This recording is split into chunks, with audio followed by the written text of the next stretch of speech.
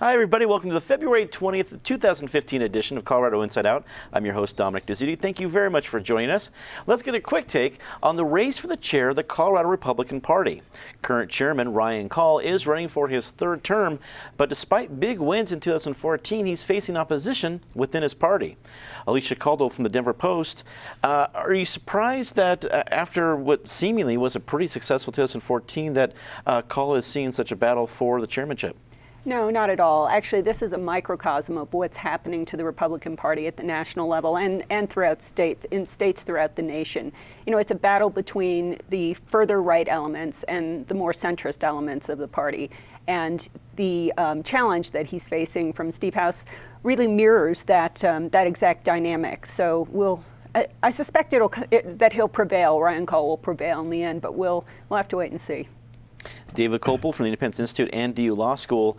Like Alicia talks about, is there still, even with some big wins last year, is there a big schism within the party that might cause even more problems? House's particular claim against Call is that Call refused to provide the support for two candidates who ended up losing very close state legislative races. Tony Sanchez, who was almost elected to the state Senate, and Susan Kochevar, who almost won a House race, which would have and her win would have put the House in Republican hands. So the argument is that they were close, they were fighting hard, and Ryan Call wouldn't do a mailer for them in the last couple of weeks that could have put them over the top. I don't know the details of that, but that would be the allegation. And certainly any chair of a major party has to be able to work with all the groups in the party, the moderates, the sincere moderates, the squishy moderates, the hardcore ideological people, and have strategies to help them all get elected. Mike Litwin, columnist with ColoradoIndependent.com. What do you think? Well, I'm surprised that the Cory Gardner model, which has been acclaimed as the model for Republicans to get elected in swing states like Colorado, has been ignored so quickly in Colorado. That you have a purity campaign for the chairman. You have in the state Senate one vote after another that is showing, in my view, why that the Republican senators are doing the same thing they got lost in the Senate 10 years ago by getting out there quickly in the culture wars that are losers in the polls. Right. Natasha Gardner, senior editor of 5280 Magazine, wrap it up for us. Well, I think as babyface as Ryan Call sometimes looks, he has a lot of experience in exactly this scenario. At least, yes, there are people in his party who don't think that he's extreme enough or conservative enough. That happens. But what he's proven to be is very good at finding a more middle ground, something that appeals to Colorado voters. I think he has every right to stand up in front of his party and say, hey, it may not all be me. Part of this was national trends, candidates, of course, but I had something to do with the 2014 results. So let me have another stab at it. And I think ultimately I would be surprised if his party doesn't listen to that sort of line of reason. It is interesting to see how quickly things can change, though. Nothing is ever safe in politics. You can say that again. The defacing of the Denver Police Memorial last weekend by protesters set off a very public battle between the police chief and rank-and-file officers. The Denver Police Protective Association has called for Chief White's resignation over the policy of not interfering with protesters even as they were about to deface the memorial. Alicia, this has been news throughout the week, and it's come down to that policy of not interfering. And it seems that, at least before this time, that policy has been very helpful. When you've seen police in other cities get involved, there's been other problems. But this was a turning point. Can the Police Protective Association sway, I guess, the powers that be and do some harm to Chief White's status? I hope not. I thought it was a very rational approach, a really differential response to a situation. Now, I'm sure if someone were to be harmed or someone's life was in danger, there was violence, the cops would have reacted immediately. But this was what looked to me like latex paint. I saw them wash it off with a hose later. You know, it's disrespectful and it's wrong to vandalize that monument, but I think it could have turned out quite a bit worse if the cops had, you know, gotten very tough. There could be, you know, pushing and shoving. Could be worse. I mean, somebody could have gotten their hand on a gun, or, you know, it just could have gone very badly. In this situation, people were arrested immediately afterward, and the people who were there to protest had the opportunity to have their say. So I hope Chief White doesn't change course on this. David, it seemed that, like Alicia mentioned, it all turned out okay. And for me, at least, watching it, before the Police Protective Association came out and announced that this was terrible about Chief White, that the police would almost have a positive PR situation where people are saying, yeah, gosh, the protest was this. People, I think the normal folks are watching and saying that was despicable. But then as soon as you say, no, that should have been protected and make it an issue, you lose that positive momentum. How much role does the police union have in the public portrayal of what's going on here? Well, of course, they're trying to play a major role. I would give credit to the mother of Jesse Hernandez, who was the subject of the protest, because she said she opposed the criminals who defaced the memorial for actually courageous police, very courageous, heroic police officers who gave their lives protecting other people and taking on violent criminals, as Vincent Carroll pointed out in a great column in the Post this week. Anytime you have stuff, big events going on in the street, it's not uncommon that to the core of people who are there to make a point about some issue, that on the fringes of that, you get thugs and criminals who come along. You saw that in Ferguson, where there were lots of people who were protesting an issue, and there were also criminal gangsters from St. Louis and other places who came into the town to loot and riot and steal. Same kind of thing for these two scumbags who defaced the police memorial. One of them has a record of assaulting a police officer before. I don't want to second guess Chief White for dealing with a tactical situation as it was going on, but I think in general, you do have to draw the line and say, yeah, go out and have protests on whatever issue you care about, but no, you can't go and start vandalizing other people's property. You know, what if they started breaking the windows at the police station or at anybody else's house, or obstructing traffic? That's wrong. Your right to protest doesn't include the right to harm other people by shutting down traffic, by destroying or harming property. And I think it's time for stronger leadership from the mayor to say enough is enough, protest all you want, but no crimes against other people or other people's property while you're doing the protest. Mike, the police union seemed to double down on the whole idea by putting out a letter to the citizens of Colorado, again calling for the resignation of Chief White. So they're not about to let this go, but do you think that's going to add any pressure at the city council or the mayor level, or do you think they're pretty firm with supporting Chief White? I think the last people they listen to is the police union. Police union it does not have a huge amount of credibility within the Denver city government, and to take on Dave's point about the police versus the protesters, I give the cops a lot of credit for restraint here, and the worst thing, beyond a couple of hypotheticals that you mentioned, and worse beyond breaking a few windows, which we don't hope they don't, but far worse beyond that is the idea that we'll get into a cops versus protesters dynamic, which would only build up the protesters' side, as far as I can see, and make it more, and make the idea of not the protests themselves, which are worthwhile, but make the violence of any protests, or make it that seem more legitimate, because you have on one side, then you have, what if the cops had gone there and wrestled these guys to the ground, pepper sprayed them, done whatever else, and overreacted, which is what cops often do when anything happens against cops. I don't say cops often usually overreact. But when something happens with a cop involved, cops almost always overreact. And so I credit them for restraint. I think the last thing they want to do is be involved in a cop versus protester situation. I think usually in Colorado, we've been very good at that, and I think Chief White has basically done the right thing. And I also want to second what you said about Vincent Carroll's column. It was a very moving column in which he took the stories of the policemen who died and women who died in the line of duty and told how they died and told what they were defending and what they faced and how the vandals who spilled paint on those memorials would never understand what, in fact, these people had done for other people. Right.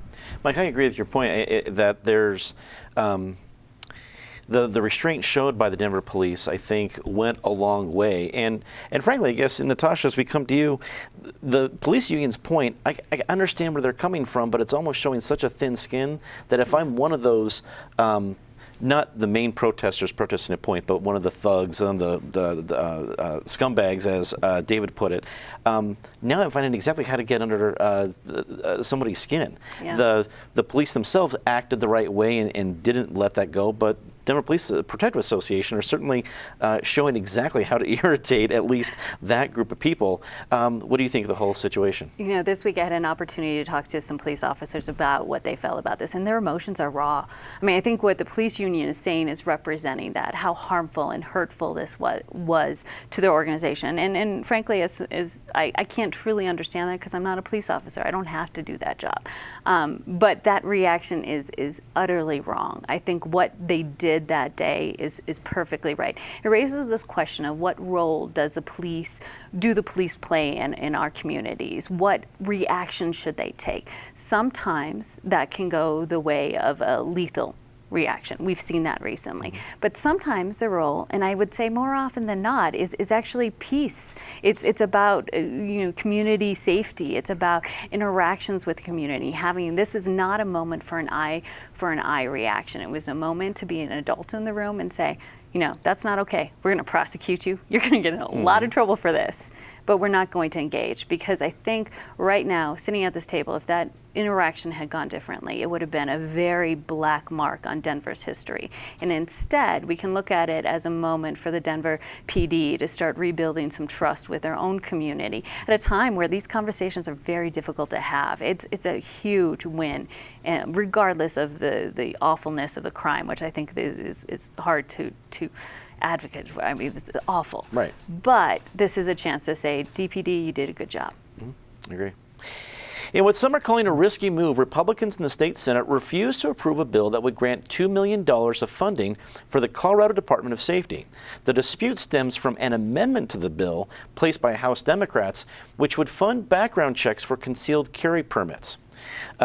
David, you're by far our gun expert here, so when it comes to background checks, you'll know the information here. But procedurally, it seemed like a risky move because they kicked it back to the House, and if they don't knock off that amendment, the bill dies. Do you think it was a risky move? And tell us more about what the funding would go towards. Well, I think it was a responsible move given where we are right now. According to Sheriff Steve Reams of Weld County, when they process concealed carry permits, because you go to the sheriff and then the sheriff sends fingerprints to the FBI, which takes quite a while often, and also sends information to the CBI. He says the CBI is doing its part of the process within 2 or 3 days.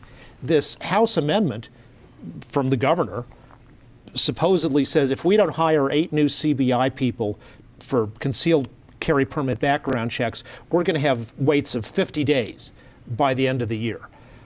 I don't understand how you go from a 2 or 3 day wait now to this 50-day situation, and I will say the media reports on this haven't done any work at digging into what's the cause of this discrepancy. I will also say that this current administration is terrible about any kind of forecasting on background checks. When they passed the Bloomberg bill in 2013, it came along with a fiscal note that said, because of this bill, there are going to be 200,000 additional background checks in Colorado on private sales. Well, as it turned out, the number of background checks on private transactions actually declined after they passed the bill. But they appropriated the money with the fiscal note and made their fiscal planning on 200,000 more. So the forecasting record is weak. I think it's crazy for the House to say, okay, we've got this bill which started out on things that everybody agrees in, more money for rape kits, things like that, and the Senate's completely willing to pass that, but the House is saying, no, unless we get the 8 extra bureaucrats, then no rape kits for anyone. Mike, I guess I can understand the problem with the House amendment. I get that with the problems over the predictions of how much it's going to be, but procedurally, it's still a risky Do you move. really get that? A little bit, but procedurally, it's still a risky move because they didn't send it to a compromise committee or anything like that. They just sent it right back to the House, and I think while we're not talking about the whole state budget, we're talking about $2 million for the Department of Safety. That will look extremely bad. You can win the logical argument, but lose the argument in the court of public opinion, I guess would be my point. As you look at the situation, what do you think? Let me go back to the Cory Gardner model again. The idea that I believe the state Senate is shooting itself, as long as we're on guns, in the foot. That they're having to defend an issue which the governor says it's taking too long for the CBI to get back concealed carry permits. We want to hire people to make it quicker. And the gun people, the gun supporters are saying, no, it's already quick enough. Even though they're saying we want to get rid of the concealed weapon carry altogether, we want to get rid of the permits. We're saying that no, we're not really inconvenienced by having to wait. We're fine with whatever inconvenience there is, except we want to get rid of it altogether. So they're stuck with this argument. They're saying we're willing to have a showdown in the early in the session. You don't usually have showdowns this time of the session. You usually have them all in the last week. They have a showdown now and say we're willing to give up on the rape kits and the DUI tests and the child abuse stuff because we don't want our concealed carry constituents to get their guns more quickly. This is a crazy argument that they will lose. This is a showdown that will allow Democrats a free shot at saying, you guys have brought DC dysfunction to Colorado. This is what Cory Gardner said. Cory Gardner said, that he was when I was there on the night that he had his announcement, his winning speech, acceptance speech, and he said that he was the tip of the spear going to Washington to end dysfunction in D.C. Well, dysfunction in D.C. hasn't seemed to change very much, but it seems like he left that spear with the Senate Republicans, and they've been aiming it right towards their foot. Mike, I get your point, especially. I got to believe Cory Gardner is going to really enjoy the different comments you've had on the show.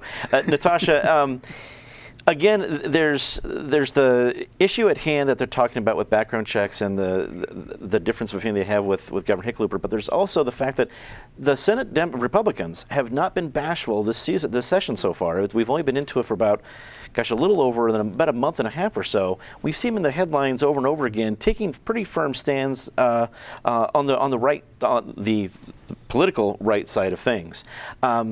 Is this a step too far, or is this going to be applauded by their supporters? I think it is a step too far. Maybe they've been emboldened by that, success or notoriety that they've had early on here. And regardless, and this is awful because as a journalist, I don't want to say this, but regardless of the specifics or the actual facts, sometimes you have to realize you live in a society where people only read headlines. I mean, how often do we hear someone say, oh, I don't know the facts, I just read the headline. I didn't read the article, I read the headline. And in this particular situation, the headline against them is not good.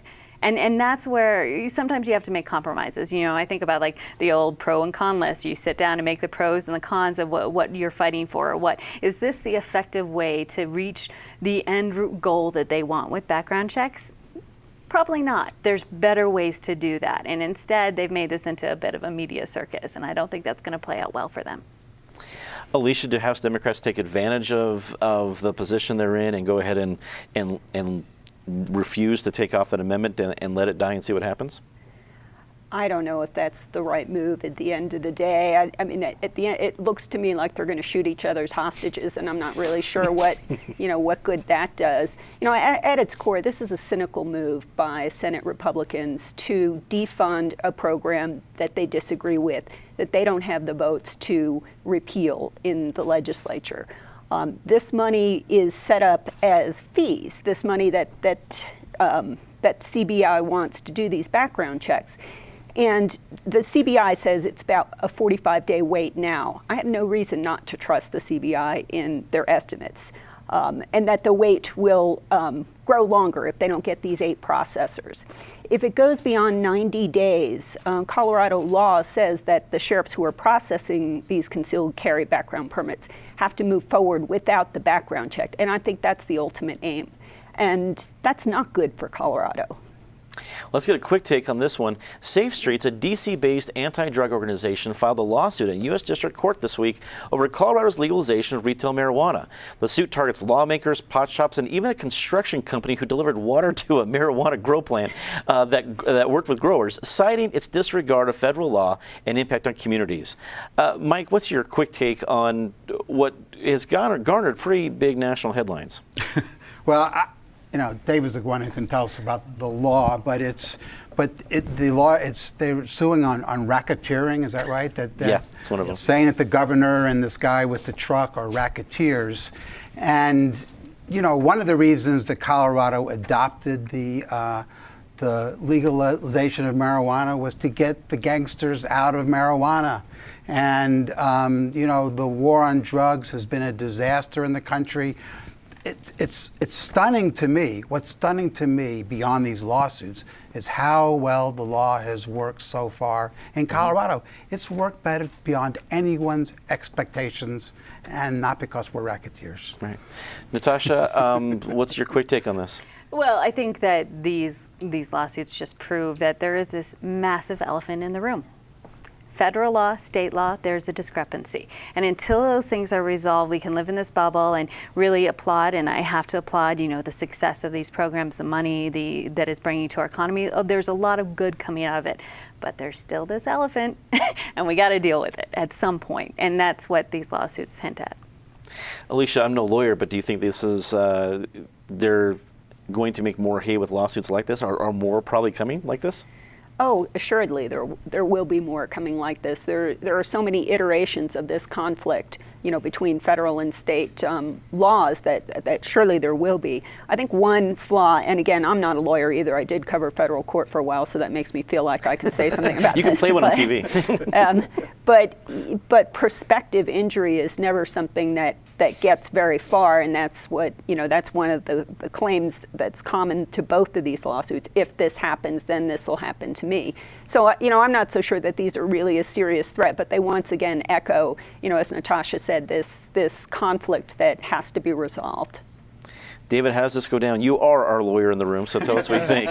Well, sometimes prospective threat is when it's imminent and substantial and serious enough. Yeah, is enough to win. The core of the problem is the Reagan, Bush the first, Clinton the first. Massive over-criminalization and growth of federal criminal law, including on drug laws and other things. And yeah, it's ridiculous to say that if you're operating a legal business in Colorado or supplying water to a legal business, that's racketeering. But Congress wrote a ridiculously overbroad statute with the racketeering on the RICO statute, and the drug statutes are way overbroad, and they've been abused on a bipartisan basis by various administrations and by private plaintiffs. And so I think the solution is to, in the long run, get back to our original constitutional system of government, where things like marijuana in Colorado are an issue for the people of Colorado and not for D.C. I love when David and I agree. It was pretty entertaining for me, too. Yeah. Let's get to our even more entertaining part of the show, Disgrace of the Week. Alicia, start us off. The State Board of Education for playing politics with federal money, that Title I money that supports kids in poverty in the state. It's not a winning strategy. David. The Maduro dictatorship in Venezuela, which arrested the mayor of Caracas on bogus charges. Mike. Rudy Giuliani, who thinks that Obama does not love America. I would say that America must, however, love Obama, who it's elected twice, more than Giuliani, who it's elected never. And Natasha. I have to give credit. Walmart is giving raises to many of their workers. That's good news. The bad news, it's probably not enough. We really need to have some big decisions made on both living wage and minimum wage. Say something nice about somebody. Alicia? Koch Industries and the Center for American Progress, which, according to the New York Times, are joining forces to pursue criminal justice reform. You don't often see these players on the same team. You do not very often as well. You're absolutely right. David? Also, for bipartisan good government, my late father has a new book out, which I helped put together, Rules for State Legislators, introduction by Representative Diana DeGette, and it is a guide to how state legislatures work and about our state's history, available in print at the tattered cover or online from Amazon.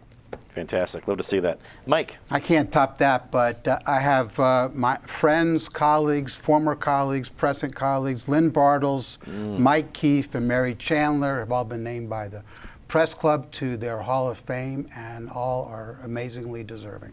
Hear, hear. Absolutely. Natasha? At the risk of embarrassing myself terribly, I was pulled over this week for driving too slow in the left lane. I was driving the speed limit, but I have to say that it was a great reminder of how often citizens have interactions with police that are not terrible, that are actually very nice and very kind. I got a nice little introduction and reminder about Colorado state law, and I have to commend them for what they do every day in a nonviolent and a very appropriate way. You're here. Let's hope that record continues after our conversation today. That's all the time we have tonight. Thank you very much for tuning in. Remember that if you missed any part of the show or want to catch our web-exclusive segment CIO Postgame, check out cpt12.org or YouTube. I also send out our takes via Twitter, so please feel free to follow me at ddizzuti. Also, I am excited to announce that we are officially on a iTunes podcast. You can listen to our show right there on iTunes, so search us out, or you can hear the audio anytime you like. Be sure to check it out. For everyone here at Channel 12, I'm Dominic Dizzuti. Thank you very much for watching. Good night.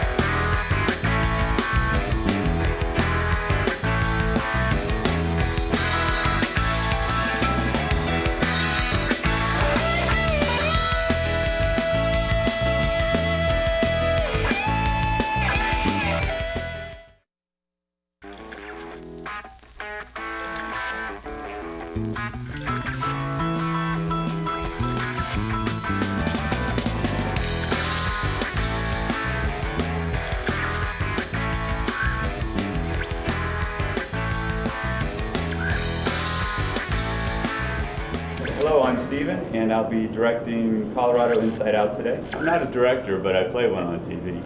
The main thing I'll be doing is watching these monitors up here and trying to determine when to go to the talent who will be talking. I'll be working mostly with Tyler, which is our technical director, so he's the one who's pushing all the buttons. He's a big button pusher. Hello, my name is Tyler. I'm the technical director here. It's called a switcher. I basically listen to the director and take the camera cuts as the director calls it. Ready, camera 2, take. So each button here corresponds with a camera out in the studio. Camera 1, camera 2, camera 3, camera 4. For CIO, we use 4 cameras. This bottom row is for preview, so before taking a cut, we pull it up in preview. The preview monitor is to the left there.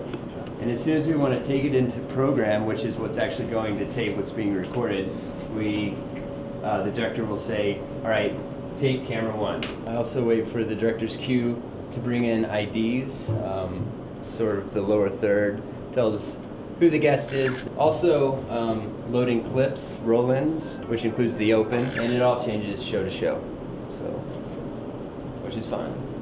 So I basically I take orders from the director, as we all do, and we really enjoy it. Hello?